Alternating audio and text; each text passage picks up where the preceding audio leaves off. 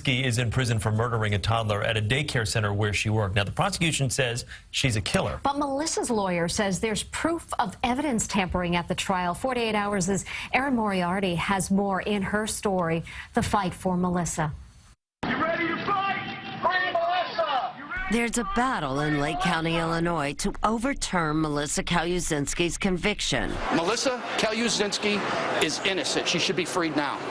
In 2011, the 25-year-old teacher's assistant was convicted of murdering 16-month-old Benjamin Kingen at a suburban Chicago daycare center. I had nothing to do with it, and I'm going to keep continuing to say that.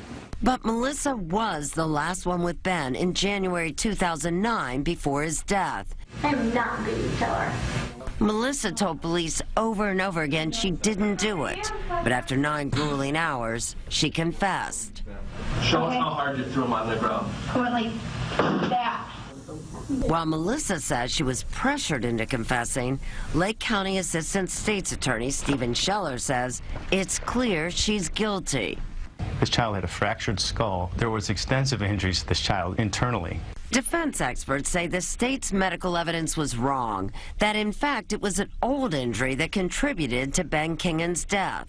What's more, they claim that clear x-rays found after Melissa's conviction prove the child did not have a skull fracture either. There's definitely no skull fracture here.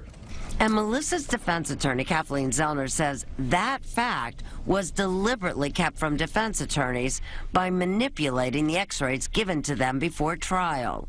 Why would someone want to do that? To obscure whether there was a skull fracture. She also charges that a key witness for the state was not truthful when he testified at trial that he felt the fracture with his own hands. He touched it, he looked at it. It was unbelievable what he saw. The only problem is he never saw any of it. Prosecutors stand by the testimony of their trial witness and deny anyone manipulated evidence. But this fall there was a new hearing.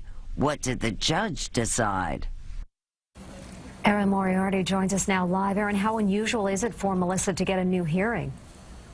It is very unusual. This is an evidentiary hearing. It does not happen very often, but that's because the defense charges are so serious.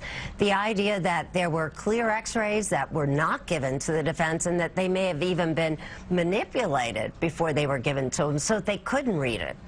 Erin, why is the question of whether the child had a skull fracture so significant in this case?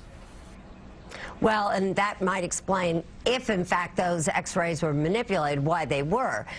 If there was no skull fracture, and that's what those x-rays seem to show, that's really the only evidence that there was a deliberate act, that there was actual child abuse. The medical experts I spoke to that said because there were no other injuries on this child, if there was no skull fracture, they can't absolutely say it was even murder. So she could be sitting in prison for murder when even the medical experts can't agree if there was a murder.